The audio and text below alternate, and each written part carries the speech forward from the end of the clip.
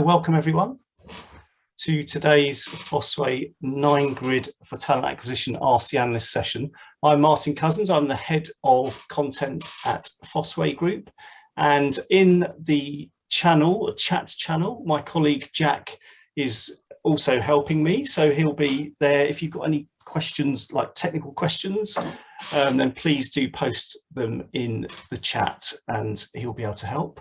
And as you can see on the screen, for those of you who don't know us, we are Europe's #1 independent HR industry analyst. Fosway Group has been around for more than 25 years now. So as you can see, we work across the areas of HR, talent and learning, and we provide a lot of analyst and advisory services to a lot of organisations based on very deep research, and some of that research is what we will be discussing today.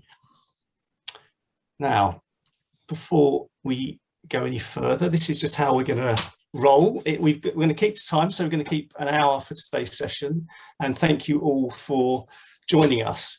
Everything will be done through the chat panel, so please do use that to pose questions.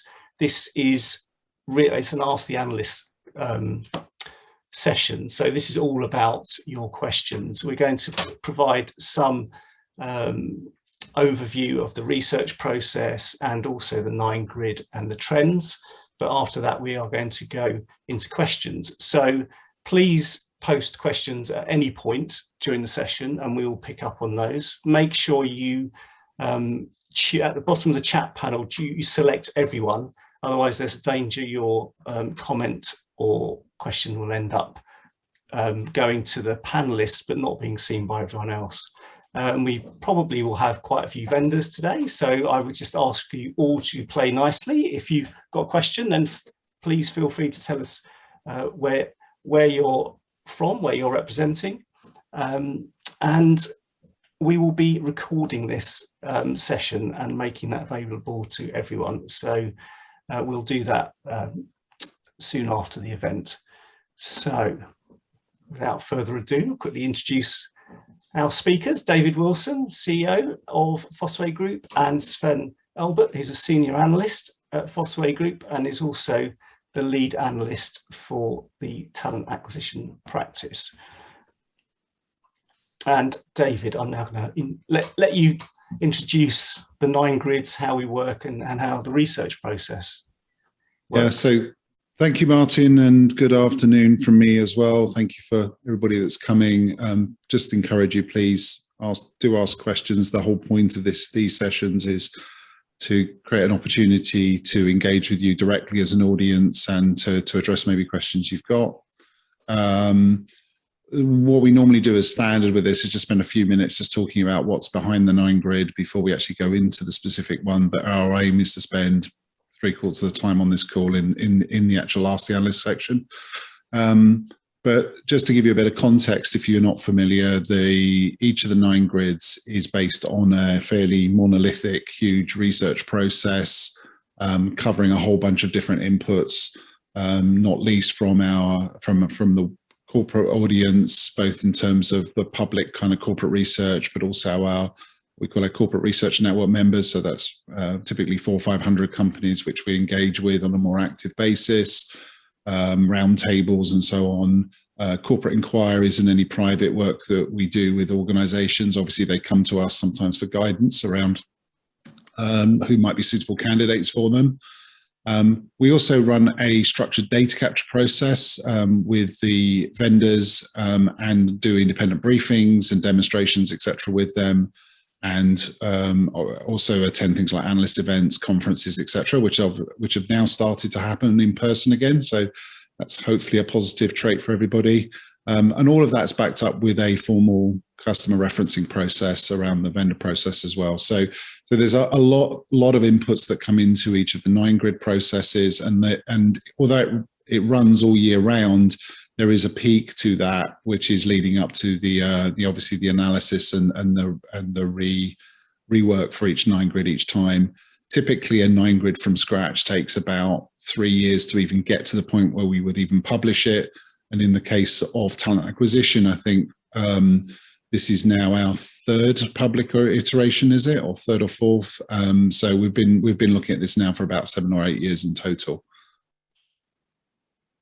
The key thing really to understand is that the primary point of view that we're using with the analyst team to synthesize towards the end 9 grid position and ratings is ultimately shaped most by what customers say.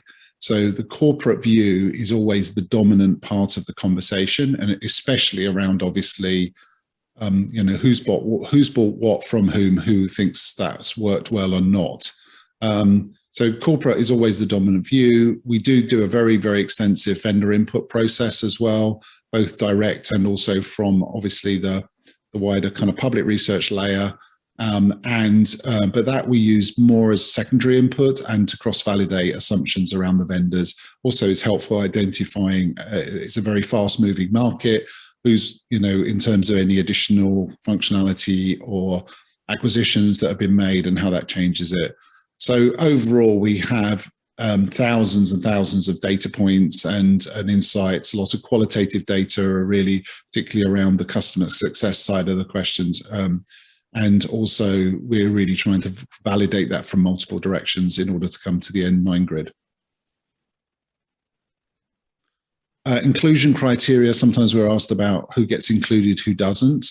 So the simple answer is really we're focused this on numbers 1 and 2, which is who's actively in use within our corporate research network, which is typically medium, large, private sector organizations within EMEA headquarters or the EMEA end of global companies. So who are they using already is the most obvious things. Who are they actively considering or as part of a buying process with them? And in addition to that, we also can try and actively hunt the innovators and startups who will be the next wave maybe of vendors. Again, this is a very, very active market. So there's a lot of effort in terms of tracking all of those things as well. So who has the potential to achieve that? The key thing to understand is this is, you know, not a pay for play. You can't buy your way onto the 9 grid. It's based on relevance to the target audience, and it's very clearly separated from any other kind of commercial activity we have. The other thing is you can't buy your way off it. So you can't actually pay to be excluded. And although we engage with vendors and ask them to participate in the process, in terms of direct inputs, you know, it's in reality we get so much input from all sources. It's also important to understand that somebody will be included even if they haven't participated in maybe some of the direct input processes. The other thing to emphasize is that everybody focuses on the 9 grid diagram, and you know, which is great obviously from our point of view, but the 9 grid diagram is a part of a much bigger report, and we would certainly recommend that you read the whole report. There'll be some links later on as well, but in particular it talks a lot around the key headlines around the market trends and solution trends within that market. It also talks around if somebody is a specialist, where their specialism lies, and it also talks around the 9 grid model itself, and specifically talks to you about the characteristics or the criteria that make up each of the different dimensions around performance and potential presence, total cost of ownership and trajectory. So definitely it's worth reading the full reports, and there's a lot of very strong input around the trends, which also influences, of course, about how we assess and weight the vendors. So at that point, I think I'm going to hand over to Sven, who's going to talk about just some of the pre-research and the actual 9 grid itself. Thank you, David, and good afternoon or good morning to you. Thanks for joining. Yeah, basically, our talent acquisition realities research is another point of input into some of the market and solution trends. So obviously, a lot is driven through corporate customer conversations or through vendor briefings and analysis of the market as a whole. But also this is a significant piece of input with input from 67% of larger than 1,000 employee type companies with a headquarter in Europe, maybe a bit more weighted to large organizations there as well.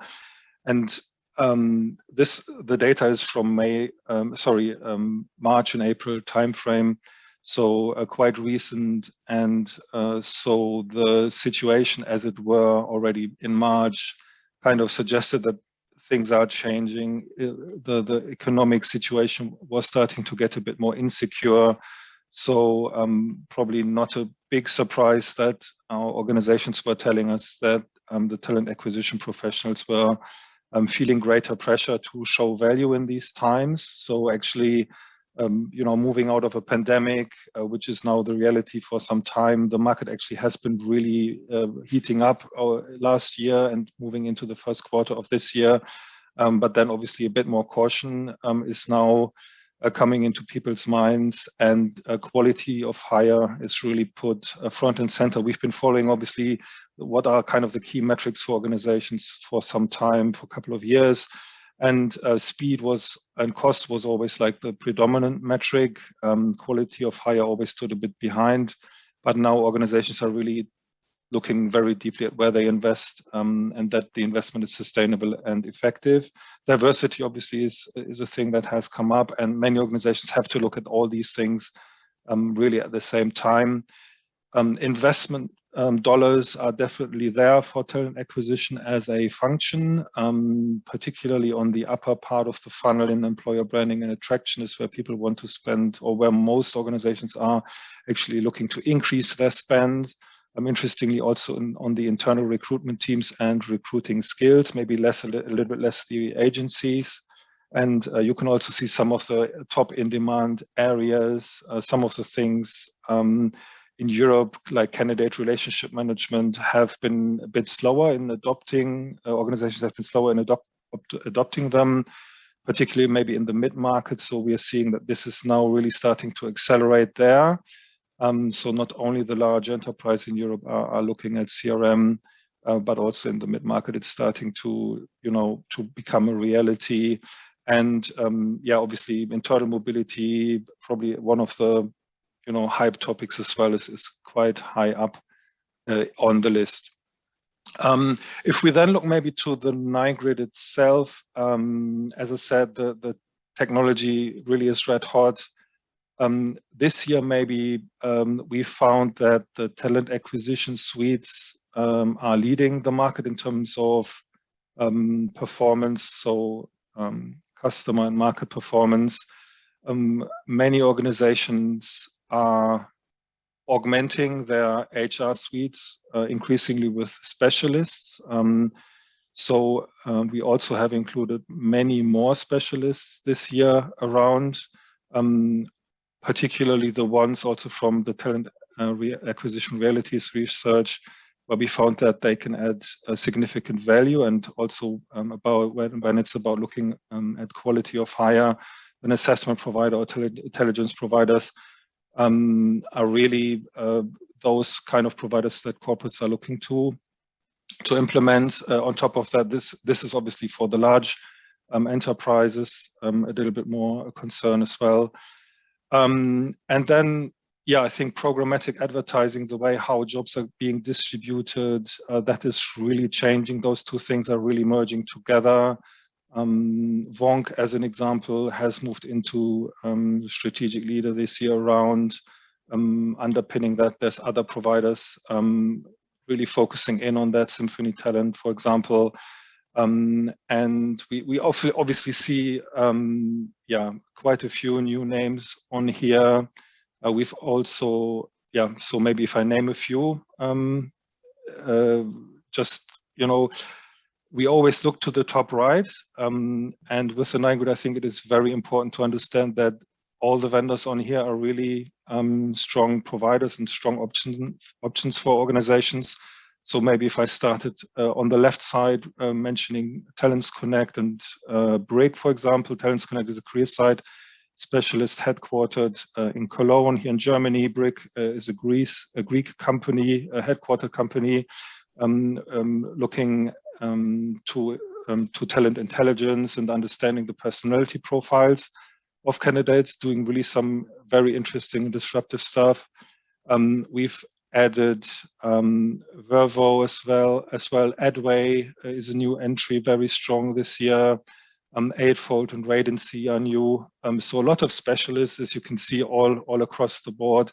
But we've also really focused much more on suites, particularly maybe also a little bit on the lower end of the market, but also more internationally. So maybe a Team Taylor, headquartered in the Nordics, or AK24, maybe focusing a bit more on Switzerland and the Italian market. Softgarden here in Germany, internationalizing a bit more.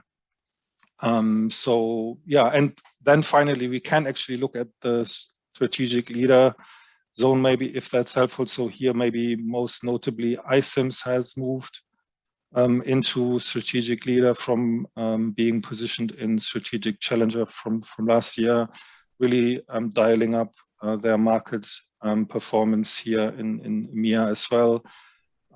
So yeah, I mean, probably that's a few of the things I would like to mention. David, is there anything maybe from your side that you would like to add? No, I think you've covered a lot of stuff. I think the key things to say is that talent acquisition is very much an ecosystem market. You know, there are some anchor pillars within that around the ATS and maybe CRM pieces, but there's always many bits of the jigsaw to put together. And obviously in big companies in multiple regions, there will be maybe multiple ecosystems in some ways, depending on where they are. So it's always an ecosystem problem. I think you've touched on some really important points there, in the sense that what we've seen is very strong growth generally across it. We're obviously looking across, you know, HR, talent and learning, including talent acquisition and talent and people success, talent management type stuff as well. And the recruiting space has been probably one of the hottest spaces within that in terms of growth, and they're all growing. So it's actually, as a relative statement. And I think, you know, we're seeing obviously the injection of a lot of organizations trying to make a land grab around things like skills and the intelligence story, and that tying into talent intelligence, etc.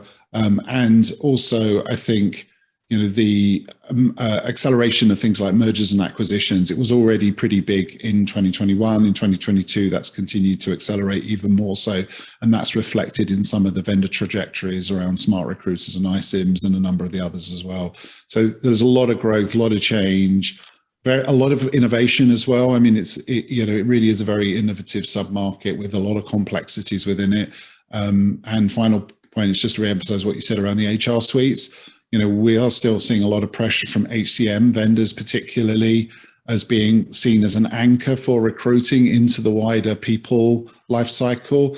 But I think in those cases, they clearly need to be augmented with specialist players in order to be able to deliver a kind of strong experience overall. But that's still a big factor we're seeing around consolidation as well. So Martin, maybe hand over to you. Yeah, great. If we could just keep up the grid just for 1 minute. I've got a couple of questions. So thanks. We've got a question from Jessica already, which I will ask shortly. I've just got a couple of questions I just would like to pose and ask you to expand on. Firstly is just looking at the grid, there are a number, as you say, of strategic leaders here in this market, but there are an awful lot of strategic challenges in this year's 9 grid. So A, you know, why is that? And B, what are those strategic challenges going to be doing to get in to become strategic leaders? Who'd like to go? So Sven, if I take that to start with, then maybe you can add some kind of specific detail into it as well. But I mean, I think the important thing to say is if we go back only a couple of years or so, we didn't have any strategic leaders.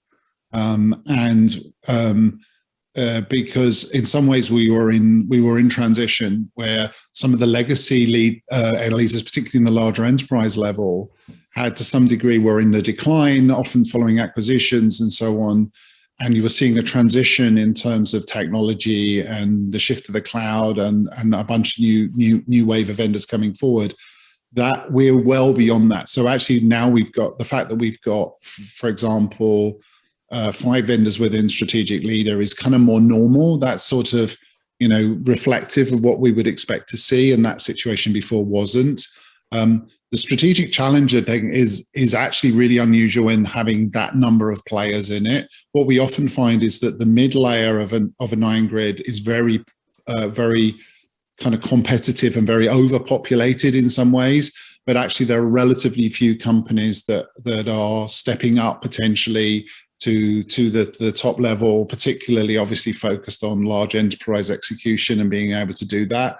So I think this reflects a couple of things. One is, 3 of those are what we would call the tier 1 HCM vendors. So, Oracle, Workday, SAP, all of which have got a very strong, are making a very overt play around the recruiting piece of their wider story. SAP obviously has a legacy, has a solution that you can buy only for that. With Workday and Oracle, it's part of a suite, but actually it's still something we get asked so much about. It was important to include them in the process. And then obviously you've got the rise of the specialists, in particular new players like Radency and Eightfold, who are really starting to disrupt this. In the case of Eightfold, with a very, very strong skills agenda, particularly, and so on. So yeah, there's a lot of it's becoming quite crowded from a strategic challenger point of view, and I think to some degree it's really then ultimately around proof of execution and continuing to scale, and the customer satisfaction that really pushes them across. So looking away from just market performance and customer choice selection, but customer execution and customer advocacy, that tends to be the thing that pushes people further right on it. Sven, do you want to add any specifics in that? Yeah, so I think maybe there's obviously, like you mentioned, the HCM suites, but there's also 2 talent acquisition suites in the strategic challenger zone. So Cornerstone's Talent Link and a new addition, TriPad, which was a core challenger from last year. So they obviously have ambition to become potentially strategic leaders. Definitely interesting to be following them, and they are really also playing. So I think the large enterprise space is getting really quite competitive now for the which is good for the larger corporates. They have more choice, more options now, and we are seeing really a mix of strategies. So HCM suite augmented with specialist is a viable strategy that many organizations pick. So then you actually need one of the 3 like that you mentioned, and maybe a specialist, a Phenom, an Eightfold, a Radency, that potentially covers up some of the holes that those solutions might have, and make it improve the candidate and talent experience overall. Yeah, so I think that probably would be some of the things to add. Maybe around the assessment providers, that is obviously an area that most of the vendors leave to specialists anyway. Like you say, it's an ecosystem market, but I think those are getting more important in order to actually, if you really want to focus on quality of hire, those are some of the vendor options that you could look into, like the Hire Views, the Modern Hires, or the Briggs, to just name a few examples who focus on those things in particular. Great, thank you. So I was just coming back to the, you mentioned the HCM players on that grid. They're tier 1 players that are featured. So what about the tier 2 players? Why aren't they there? So actually, because there's just far too many of them to do it. The reason, obviously for us, our 9 grids are aimed at larger enterprise organizations, and historically we had, up until probably, I think it was, I can't remember, it was 2020 we made the change. I'm kind of losing track of time in the post-pandemic era, but prior to that point, you basically had to be able to buy it as a separate solution for it to be included in the 9 grid. And but the reality is we were seeing so many questions from, particularly obviously from a larger enterprise organizations around Workday, particularly. SAP was already on there because it is purchasable separately. And then Oracle made the transition. So Oracle was included because of Taleo and that whole legacy base that they had there. But obviously, as Oracle made the kind of transition to Recruiting Cloud and to move it across, it felt like it was very relevant to include tier 1s. If we cleared all the tier 2 vendors, then we would end up with as many again. Many of the HR vendors, or most of the HR vendors, have recruiting capability. In some cases, that's actually through a partnership or white label arrangement. In some cases, it's through native capability. And generally, it's not a strength area. There's some of them where it is actually a stronger part of their HCM offering, but often it's not a kind of a deeper specialist capability. But the reason we assess them for talent acquisition to some degree under the Cloud HR banner, it's part of the talent life cycle that we're also assessing them with. But it was just, there's just too many to include them all on here. Okay, great. So I've got a couple of questions. I'll start with Jerry. He is talking about internal talent marketplace platforms, and when or are we likely to see those on this grid? I mean, he appreciates that Eightfold is already here, but are we likely to see more of them? I guess what we say, so first of all, we're seeing convergence, aren't we, Sven, between internal mobility and effectively the talent acquisition space, and there is definitely a crossover here. But the expectation is that internal mobility solutions mainly we attract through talent and people success 9-grid, so Gloat and Eightfold, but Fuel 50, for example, we cover under that. If I think the reason we put Eightfold in here is because whilst they play across talent acquisition and talent management, for a lot of organizations, I think that they have been, their entry point to it has turned out to be talent acquisition. And in particular around the use of the skills, and the skills intelligence piece across that and tying it into it. And obviously Eightfold is also built out as capability set, so that it's actually almost becoming kind of almost like a suite across the TA space as well. So from that point of view, it warrants inclusion directly. It's becoming quite disruptive within the TA context. Whereas I don't think that's so true for Gloat or Fuel 50, for example. But we'll see. Obviously, in terms of the direction they both go. Sven, do you want to add anything to that? Yeah, I think it's really around this notion of multiple vendors and areas competing for the same space. So maybe historically, it's worth pointing out that the internal mobility, the internal career side was really owned by the talent acquisition system or the HCM suite that you had in play, right? So this got disrupted by actually some more internally focused providers who then also look at career pathing, learning, and putting the wider skills story to life. So it's actually an area where many TA vendors are actually dialing up their game, much shorter, much less around the approval workflow, the 7-step approval workflow, which is just there for the German Works Council, that where you need to post a job there, right? So it is really around making a difference and making people successful and distributing work ultimately, but also allowing them to find interesting career opportunities which are beyond even a big role. It could also be just maybe a project assignment or something. And this is where normally we would track those actually on the talent and people success 9-grid. However, there's obviously talent acquisition vendors who, since they have already a dominant position in this little thing called the career portal, they're actually expanding their functional scope into this area as well. And there's quite a few, not all of them, particularly the ones maybe on the higher level that look at these kind of things already. Don't need to mention any names. It's quite a general observation, I would think. But definitely the space is more competitive. And what I think the talent acquisition suites in general need to do is really look a little bit. They have a good understanding of the skills piece of the puzzle, because that is something that they do for years already. However, they struggle with obviously then a bit more the learning, the link into the learning experience, which is quite critical there as well, I would say.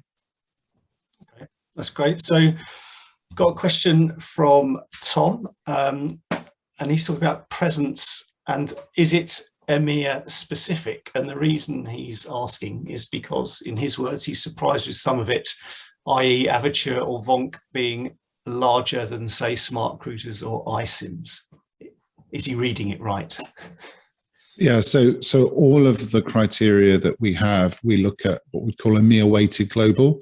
So because often we're looking for things for large enterprises, global is relevant, but actually because we're looking at EMEA headquartered or EMEA end of global companies as the typical buyer, we are uprating it based on EMEA. So for presence specifically, as part of the assessment process, we not just look at their total size, but the size of their business in EMEA.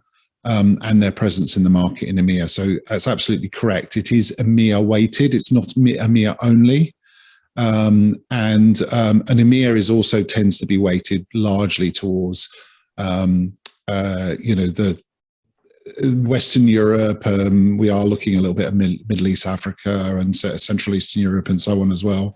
But it is EMEA weighted. That's quite specifically. So in the case of iSIMS, just to pick that up, is already obviously iSIMS is much larger in the US in terms of things, but they've been aggressively investing and growing within Europe. Has to be said, from a relatively low base a few years ago, and therefore that's resulted in an increasing performance assessment for them as well, because they're obviously in more deals, winning more stuff, and delivering more stuff as well.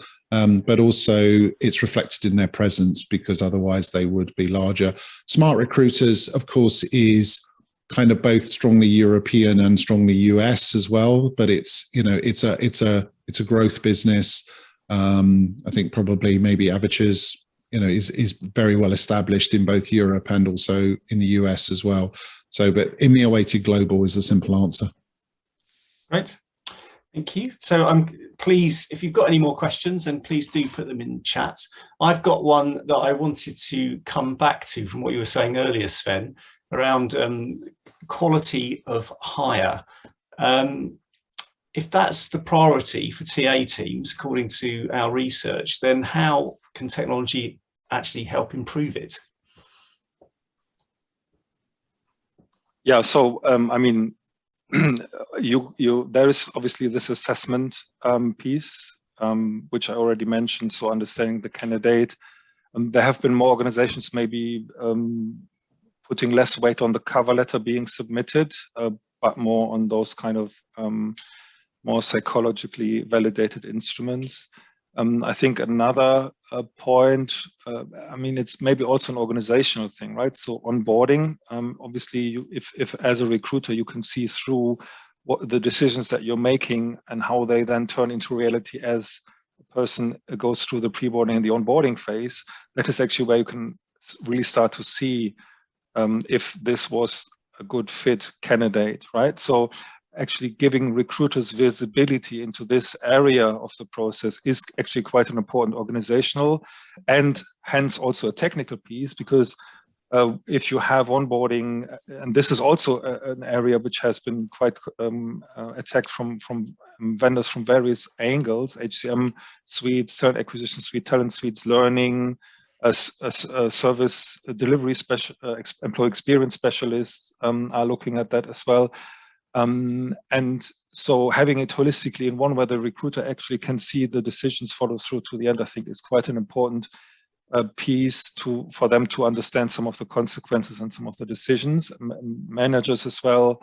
Diversity obviously is a bigger one within that now. So not only looking at the quality of hire, but also the diversity of hire is becoming also more important, and for that also you need better metrics and better technologies that go across the entire recruiting funnel, starting from the candidate pools at the beginning right through the onboarding success. Just to add to that, I think what we're seeing is greater recognition. So as recruiting becomes less siloed in some ways in the organization and gets more kind of joined up into the wider people function, I think there is something we're seeing, obviously, a shift in customers and also in vendors around trying to, how do they, it's fine if we hire these people, but do they stay and do they perform? So as kind of Sven was really referencing around that, I mean, traditionally there's quite a lot of people that go through, particularly in volume hiring, that don't even turn up for the first day of the job, let alone complete the onboarding process. So obviously that puts a lot of focus around the transition from, the hire into the actual onboard, but I think also then focusing on, performance afterwards, retention afterwards. We talked about joining up internal and external, because I mean, there's a fundamental point. I mean, Sven picked a few data points to talk about around the realities research, but we know one of the biggest ones is people just can't find enough skilled talent to hire, right? So effectively is how we best utilize what we've got. Companies have also gone through huge amounts of change. So a realignment of those businesses and truly trying to understand how we join up the internal view and the external view of talent, I think is really quite critical as well. So these are all kind of quite complicated factors. But that what ultimately matters is not whether you fill a role, but whether the person that fills it actually stays and performs. And if they don't, then it doesn't really matter how much you fill it. In fact, arguably that's a worse problem to be good at filling it and then not stay or perform. So I think these things are really critical that companies really think about it more holistically because of that.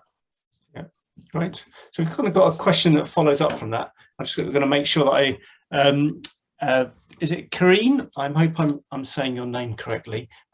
Is asking, so what about intelligent candidate matching software in addressing some of these issues that you've just been talking about in terms of quality and speed and removing bias? Does this come up in the 9 grid? Yeah, so yes, so on the removing bias thing, definitely that is an area where corporates and vendors have been looking into what the solutions can offer. Resume redaction is becoming something which more and more corporates are implementing more holistically. And in terms of the matching algorithms, definitely that is a thing, particularly for roles where you have a large amount of candidates to arrive at a reasonable pool that you then take to the next stage. For harder to fill roles here in Europe, particularly, I think they are very glad for almost every applicant that they can get. So it's maybe less important than it was in the United States last year when the job market really took up speed again there. But definitely it is an element that recruiters look to, but it's in Europe, it's not so much about automated decision making. It is really about, finding better recommendations. The recruiter will always make the ultimate decision, or the hiring manager will, the team will make the decision. So it is an important piece to sift through the volumes to arrive at a reasonable size pool. But with programmatic advertising, like I said before, you could also close the requisition already a little bit earlier if you have a good amount of candidates. So I've been speaking to a couple of corporates who said, oh, for this particular role, we know we can fill it. If we have about 30 candidates, then we know there's a good number of them will actually be able to be a good fit. And so we can actually close the job ad quite early on and reduce our spend on it. So this is actually where programmatic advertising can create that additional piece of value. So it's about how you manage those candidates pool in an intelligent way, I think. Okay, if I could pick up on that actually, and I'm going to ask another question to Sven, which is the AI story, right? So, I mean, we're starting back at conference again. I'll be out at HR Tech in the US, and I'm sure I could spend my entire 2-3 days there beating AI startups in the talent acquisition space. So, obviously behind that was the intelligent word.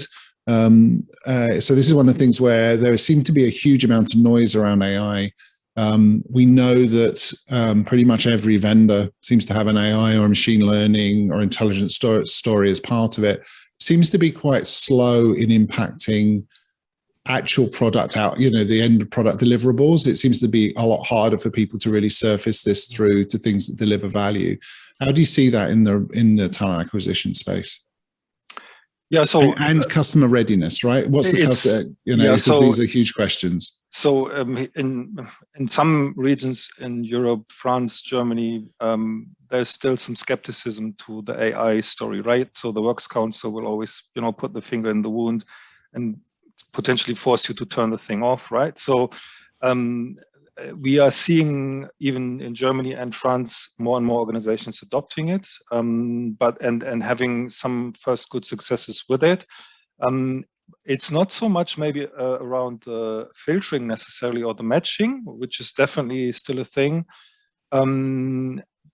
It's also about recommending the next good activities to the hiring team. So like, if you don't get enough candidates for a certain role, by just posting the job and praying that enough candidates will come back, then what are maybe some of the additional things that you could do? Like could you post it on the referral channel and help your employees help fill some of that candidate gap there, right? So that is actually also an interesting use case for artificial intelligence in those scenarios. The other thing where AI is used in recruiting is the chatbot. And from our research, the chatbot is really a disastrous experience. So many corporates are even looking potentially to turn them back off again. It just, others, for example, in retail, they use it more to capture the email address or the CV through the chatbot. If it's maybe not a blue collar role, but, a more higher skill role, then obviously you just capture the email and have a call with the person because you're really happy to have those candidates for those harder to fill roles. And you actually reduce the scope of what the chatbot is actually even capable of doing. So that is quite a mixed picture from the reality. So definitely AI is in every, and I think the talent intelligence piece is actually probably the most disruptive one in this. So understanding how you build teams, I think, is quite important. So that goes even beyond the skills. It's maybe about personality and traits. So that's an interesting piece of the puzzle to be looking into that. And some vendors are really focusing on that, some specialists as well.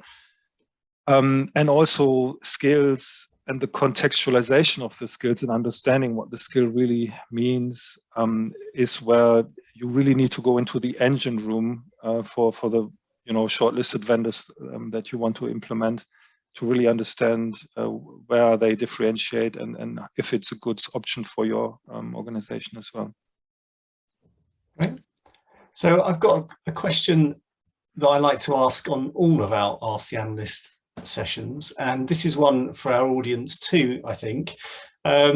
So my question is, you talked about the noise, David, in the market.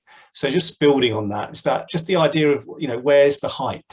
And if I would ask everyone here today just to, please, if you feel like there is some hype in this market, or you're concerned that an area of TA is hype, then please do put it in the chat and we can discuss that. But for you two, Sven and David, where do you see the hype in the TA market right now? Sven, do you want to go? Yeah, hype. I mean, internal mobility, the skills story is definitely an overarching element of the hype, and TA is affected by it as well.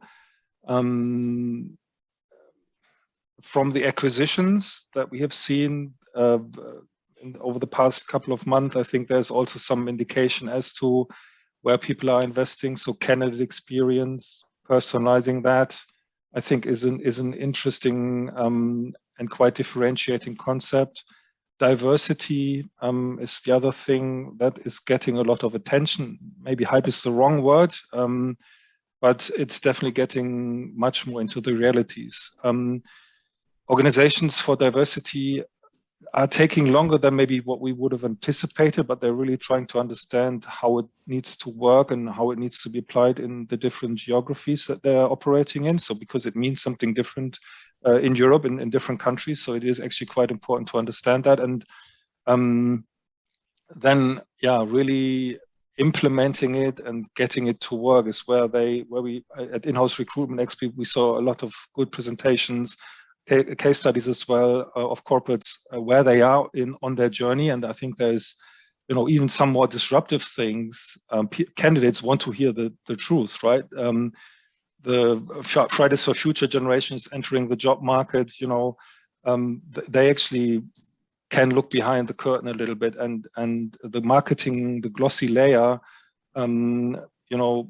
is those times are past. So it's really more around an authentic view, like what is the team really going to be like? Who are the people that I'm going to be working with? And video can be a great facilitator of that as well to help convey that message and story. So that combined with personalization, I think is something to really that can transform your career side quite interestingly.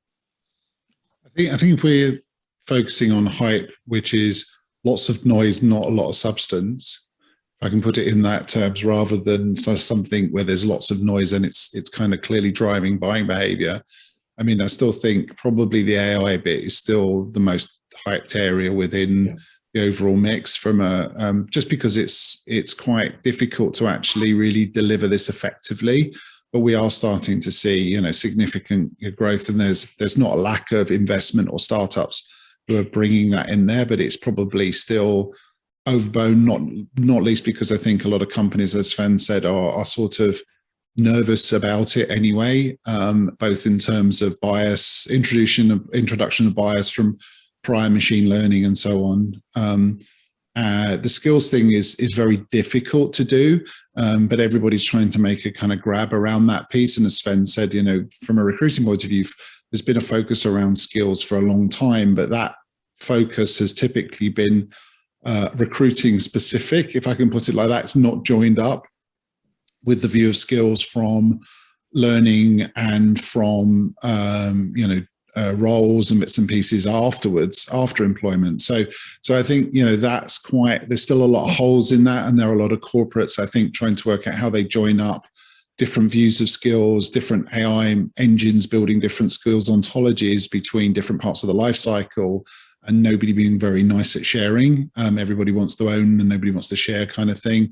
That ties back into things like skills clouds in the in Workday, in Oracle, SAP, and so on as well, and so on. I think the other one is, for me, I think candidate experience has been a huge focus area.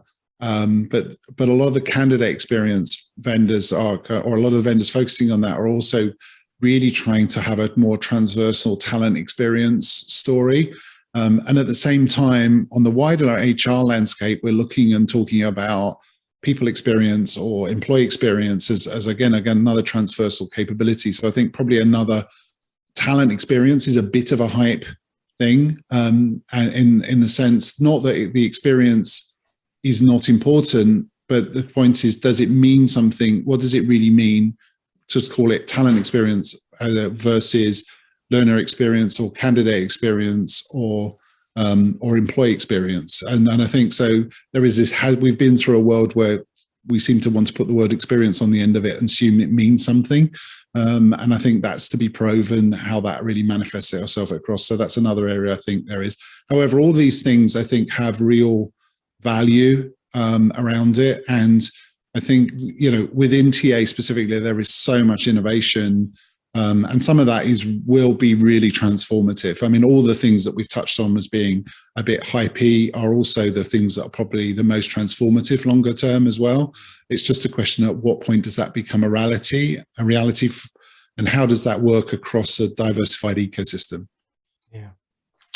So we're sort of picking up on the AI. Jerry, thanks for your question. It's just talking about chatbots and taking the point about what you were saying about where they are currently, Sven. But he's asking whether there's a difference between the kind of FAQ bot, for want of a better term, and conversational AI? Yeah, FAQ bots have failed, in my view. Conversational AI is the way to go. Is the technology there? Does it cover all the use cases? I have still been able to break every chatbot that I kind of came across on the career side, in the career side context, or otherwise as in the customer context. But definitely that is probably the way to go. I don't think it's something that is necessarily solved in a year or two. It might take maybe 3-5 years. Advances in AI are really significant and fast. So it depends on when we reach that level that it really understands what I want. So if I just ask, can you give me a job alert on something, and it just doesn't do it, then I'm already frustrated because that is not a use case maybe that was designed for. Then yeah, I'm left with a frustrated candidate experience. It's like in the old days when the telephone providers started to put you in a holding line, and you are sitting there for 20 minutes and just waiting for the agent to respond, right? This is not a good experience. This is not like if you want to be in a personal conversation. So I think that the smart way to use AI in TA is actually to free your recruiters' time and resources to allow them to actually have those face-to-face or virtual conversations with the candidates, because that is actually the main driver of the hiring success ultimately as well. Yeah, I think that's absolutely the case. It's horses for courses. Use those tools in certain spaces where, people aren't expecting it to be a real conversation, and it's just a fast track to capture, base information or something, and then use that to filter out and focus people time where it adds the most value. We're not at a point where many of these things are a substitute for a real conversation with people. And particularly if you're in a scarce talent environment, the last thing you want to do is to do a lot of work to bring limited number of people to the table, and then basically just sort of lose the commitment, lose the interest because you've put them through a kind of poor interface. Yeah. So I think it's an area where, but again, it will get fixed over time. Yeah. I had one last question, and that was to do, just so for everyone, the 9 grid comes with a report that has a look at market and solution trends. So I just wanted to pick up on one of those trends, and it's picking up on candidate experience actually. It says that content is the blocker to creating a truly personalized candidate experience. So I'm just interested to know why that is. Yeah, so the technology allows you to really personalize the candidate journey down to the one individual.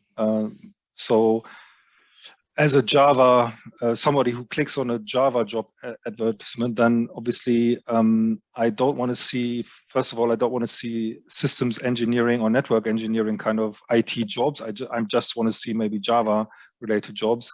And then I need to see content that is specific and relevant for that kind of role. It's not enough to have content that is relevant for the job family, because I'm looking at a Java job, and why would I care for wiring laptops or fixing data centers? That's not my kind of interest or my skill, right? So that then creates the challenge that organizations need to have that content available for almost any and every role. And so what they are doing, the organizations that are using these technologies, they hire copy text writers that help them actually write more suitable content. Could also be location specific, right? So if you're applying in a whatever Starbucks in a certain location, then obviously you want to know a little bit more about the location or whatever. So those are some of the things, right? And so there is probably a bottleneck for corporations who don't have the manpower to actually provide or generate that content. So the idea is that they then source it from the hiring team the team that is actually having to fill the role and records a video or gets a little snippet from them about the role itself. And that again requires then approval processes around it so that you actually can post the content out on a public facing career site, right? So it is actually not as simple as saying, oh, our career site is personalization, and the vendors sometimes hype that. And the AI may be there, but the problem then is created is that you need a lot of content that is specific to the particular job offering. So I think that is something, when you look at those kind of tools as a corporate, maybe make sure that you actually have a concept or an idea of how you, have the right skills in your organization to actually produce that kind of content and approve it quite quickly as well. Okay. Great, thank you. So we've got 3 minutes left, so I think we're going to just draw this to a close. So I've got